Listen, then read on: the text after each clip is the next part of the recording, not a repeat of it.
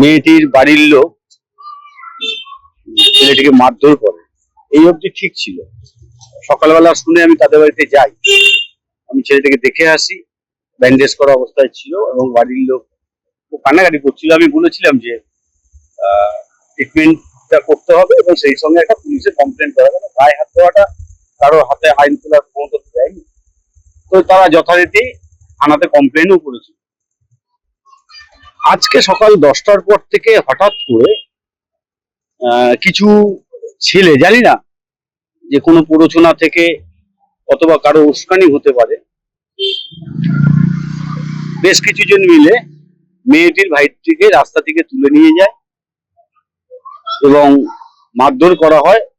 পুলিশকে জানানো হয়, পুলিশ যথাসময়ে এসেছে এবং পুলিশের মতো করে যে মাছটা যেটা জমা হয়েছিল সেটাকে সরিয়ে দেওয়া হয়।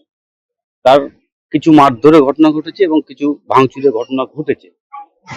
আমরা যেটাই ঘটেছে আমরা মনে করি আগে কে মেরেছে পরে কে মেরেছে বিষয়টা না, কারোর গায়ে হাত তোলাটাই কারোর উচিত হয়নি এবং আইনি প্রক্রিয়ার মধ্যে যখন পড়েছে, যখন থানায় কমপ্লেন লজ হয়েছে এবং যেটা কেসের দিকে চলে গেছে, তারপরে আজকের এই ঘটনাটা কিন্তু অত্যন্ত অনভিপ্রেত ঘটনা, না ঘটলেই ভালো হতো।